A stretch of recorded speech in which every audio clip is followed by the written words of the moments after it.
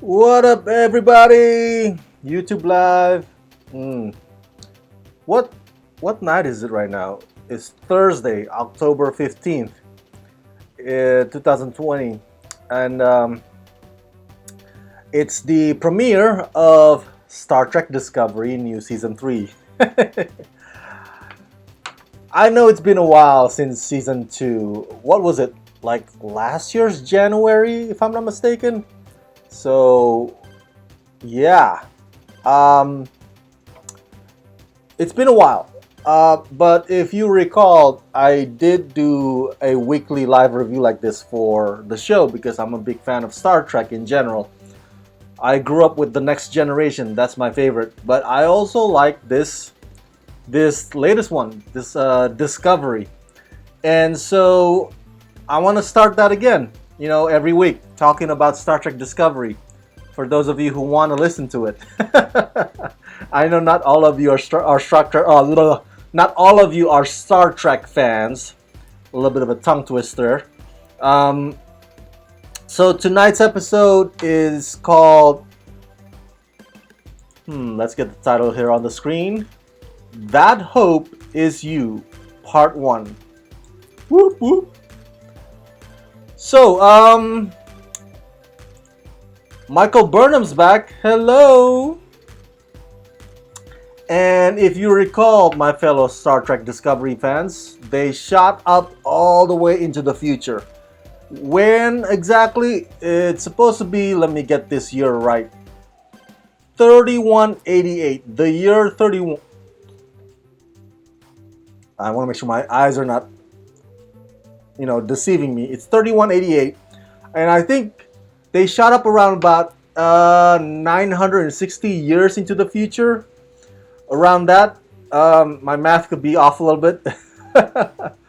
But here's the thing.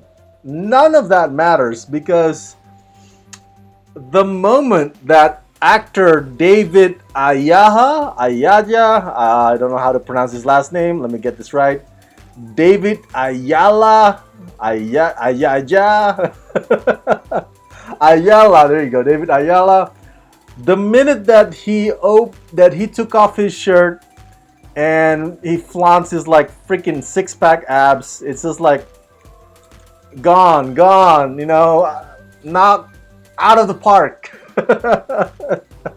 All of a sudden, it becomes an eye candy, sexy beast. It's like his abs just like took over the whole episode and pretty much diminish everything else by comparison. It's just so funny. I texted my friend Diana, who's one of the supporters of Rama Screen. She's a big fan of Star Trek and big fan of Discovery, and she saw the episode too. And I asked her like, "What'd you think?" And she said, "I liked the episode." And I told her like, "Liar, you only like the six-pack abs."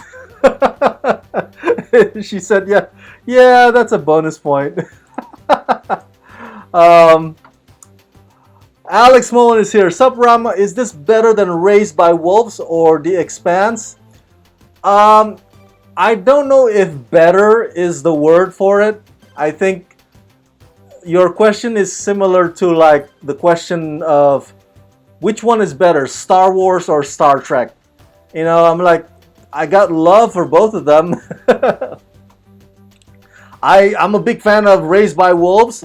I watch The Expanse religiously. I can't wait for the new season coming up this December, season 5. And I like Star Trek Discovery. I think if you were to ask me which one's better, it would be like asking me to choose which one of my child, if I have children, which one of them is my favorite. It's like, I love all my children. They're all my favorite. So that's my answer to you, Alex. But thank you so much for your question. But yeah, David Ayala showing off his six-pack abs pretty much was the highlight of today's episode. I mean, I'm not gay, but I would be gay for that man. He was hot. He kind of reminded me of Idris Elba. Idris Elba back in the Wire days. That's how David Ayala is kind of to me in this show or on this show. Um, but here's the thing: David, who joined this new season of Star Trek Discovery, is actually an alum of another sci-fi show. Let me give you a hint. The hint is Melissa Benoist. That's right, Supergirl. David previously played Manchester Black on the series Supergirl, and now on Star Trek Discovery, his character's name is Cleveland Book or Cleveland Booker. Would you look at that, from Manchester Black to Cleveland Book? I mean, what's up with all these city names, man? What are you gonna play next in the next show? Los Angeles Smith, Oakland Robinson. I don't know. It's kind of funny. Manchester Black to Cleveland Book. But I do respect the fact that David, at least on these two shows, he keeps his British accent. British accent. No, accent is Austrian, right? I don't know how. But anyway, he doesn't make himself sound American. Kind of like Liam Neeson in many of Liam Neeson's movies. Where he kind of killed his Irish accent just for action films. But no, David always keeps his British accent for American shows that he's been on. So I don't know if that's a conscious decision, or is that I don't know if that's something that he negotiated with the producers, before he signed on for the role. He's like, hey, I have only one condition. I need to do this role in my British accent. I don't know if that's part of the contract, but I kind of respect that. So, in this premiere episode, Burnham landed on this planet, but lo and behold, she landed alone. There was no Star Trek Discovery with her, and it was odd. So the whole episode, it was just her trying to wrap her head around what happened to my crew, where are they, or when are they, because they time traveled. So this is exciting. Actually, this episode reveals a lot. By a lot, I mean mysteries and also the missions. One of them is like, apparently in this future, the Federation had been disbanded and time travel had been outlawed, had been like made illegal. So there's that question, right? Like, whoa, what happened there? And then, of course, part of the mission for this whole new season is to figure out how to form the new Federation. Another mystery is the burn. The whole thing with dilithium, and apparently, because Burnham jumped like what, 900 something, 60 years, right? So she kind of missed out on a lot. So she's catching up right now. Just like throughout this whole episode, she's like, "What? Really? That happened? I cannot believe that happened." And Cleveland Book the whole time is like, "Where have you been? How come you never heard about this?" Before he figured out that she's a time traveler. So yeah, what about the burn? What happened to the Federation? How can we bring it back? And where or when did Discovery end up? And so this is first episode. We don't see the crew. We're gonna see the crew, I think, next week's episode. And I texted my friend that because in tonight's episode, David Ayala, aka Cleveland Book, showed off his six-pack abs, it's only fair, because that was for the ladies, right? That was for the female trekkers. They're hot for six-pack abs. So for us male trekkers, it would only be fair if next week's episode would feature Tilly in bikini. I'm sure she'll look just fine in bikini, but I'm kidding. Um, let's see what else in my note here. Oh, so many cool new technologies in the future, man. The year 3188. Um, the weapons look cooler, definitely. But definitely the one I like is the portable transporter, portable teleporter, portable teleporter, not transporter. What am I, Jason Statham? Um, that thing is neat. So if you've seen the movie Jumper, with Hayden Christensen, where he jumps from one location to the next, I envy that superpower. I would love to have that superpower. I would rather be a jumper than a flyer. If you give me a choice between flying like Superman or jumping like Hayden Christensen, I would choose jumping every time because it's just so convenient. If I want to go to Paris, poof, I just go to Paris. If I want to go to London, poof, I'd be there in a heartbeat. I don't need to like fly there. You know what I'm saying? It's such a hassle. And if you fly, you probably like bump into birds or dirt, or freaking bugs. So the how did we get that again? Okay, so the portable teleporter reminds me of Jumper. But the thing is, as you notice in this episode, um, it doesn't mean that they can. It doesn't mean that they can. It doesn't mean that they could evade or escape from the captors because apparently that whole technology does have a ping to it or a GPS to it or a tracker. It's very easily traceable. So wherever you go, the other guys would follow. Kind of like that character from The Witcher. Remember the Witcher series? I believe her name is, what is her name? Yanesif? Oh, I gotta look that up. But there's a scene in The Witcher season 1 where she jumps a few times, right? With that other woman with a baby. And the bad guy with the scorpion, because he can find them. He can trace them. So he jumps to wherever they are. That's what tonight's scene kind of reminds me. As convenient and as cool as the technology portable teleporter is, just like your cell phone, unless you destroy it, the enemies can still get to you. Um, as far as the overall look of the episode, nothing really much changes. Um, I made a note that it felt like the CG was a bit overwhelming. I don't know if you saw it that way. Maybe not. Maybe you thought it was just fine, and that's okay. But I was like, man, it's just like CG all up in my face. But I shouldn't be complaining. It's a Star Trek show anyway, and a Star Trek show in the year 2020.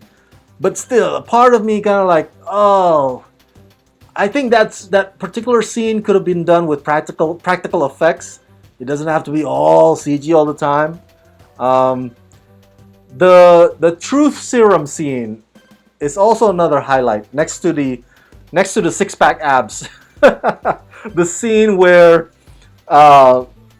Burnham gets injected with this sort of like a serum that made her kind of high and wanted to tell the truth, but apparently she was kind of faking it a little bit.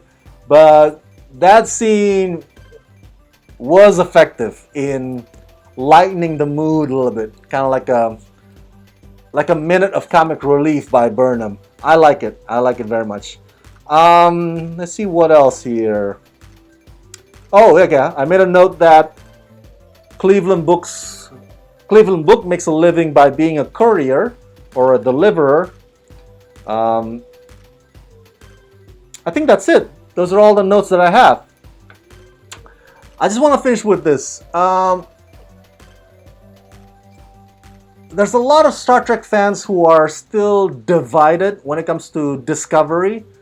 Star Trek fans who like, oh, Discovery sucks. It's not real Star Trek. Real Star Trek, you gotta, it's like procedural.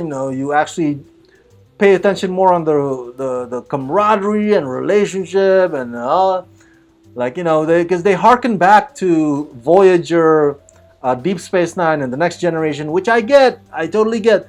That's why a lot of Star Trek fans who hate Discovery, they actually like the Orville. You know, the Orville, the show with Seth MacFarlane, because they feel that the Orville resembles their Star Trek more than Discovery does.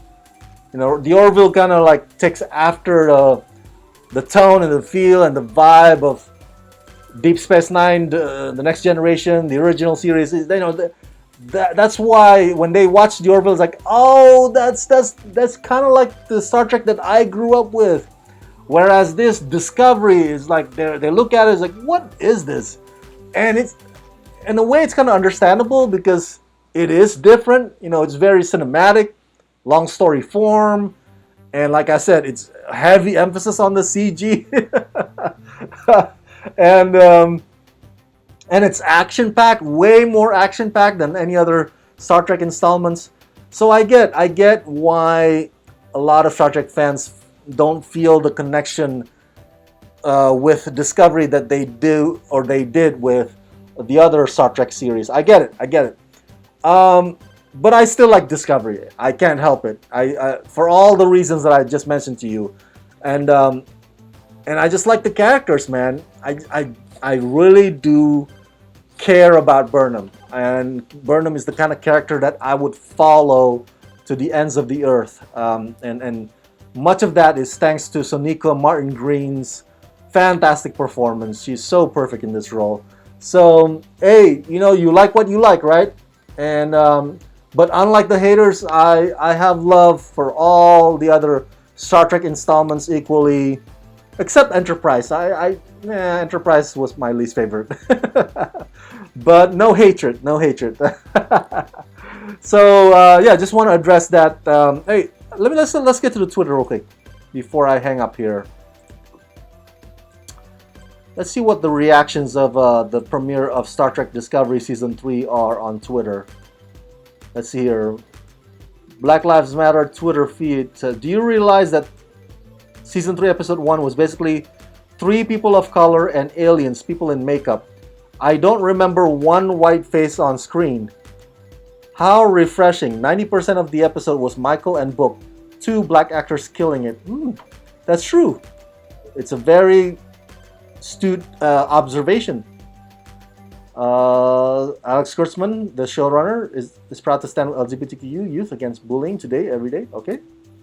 Let's go to the latest here. Let's get to the latest.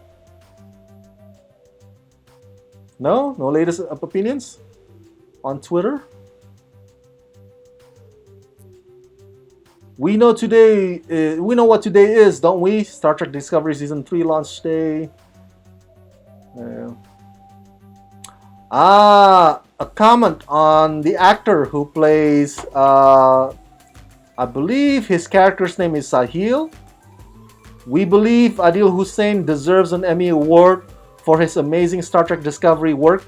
Beautiful, emotional, and inspiring. I think he did fantastic in that role. I don't know if it's Emmy Award. I mean, it's only one scene. Only one episode so far, but for what that was, he was amazing just for that one moment. So I give him that, definitely. Star Trek Discovery Season 3 opener was so good. I already love Grudge and Book. The Star Trek Discovery premiere was perfect. I got really emotional towards the end. Truly wonderful. Congrats to the cast and crew. I can't wait to see part 2 next week. Same here. I can't wait for it either. And Christy Fox is right.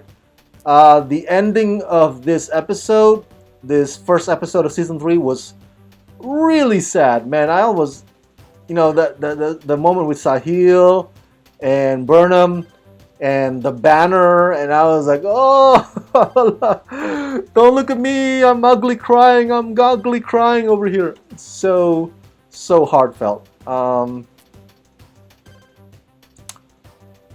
Russ Wooten says, the first episode of Season 3 of Star Trek Discovery is pretty great.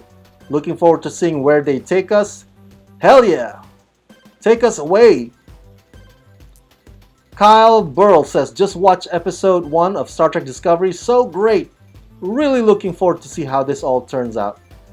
Alright, so far just positive reactions. I'm not gonna read all of them, but glad to hear from fellow fans every once in a while. James Woodbridge says, okay, Season 3 Episode 1 was pretty damn excellent. I could not agree more. So that's it. Those are all the thoughts that I have about this Season 3 Episode 1. If you've seen it too, let me know what you think of it. Do you agree or disagree with my assessment? And what are your theories as to what will happen in the subsequent episodes? Specifically next week's episode. What do you think will transpire there? Let me know all your thoughts in the comment section below. And as always, subscribe to my channel, press that like button and ring that bell. And if you can help support me, please do so at patreon.com/ramascreen. Let's rock this!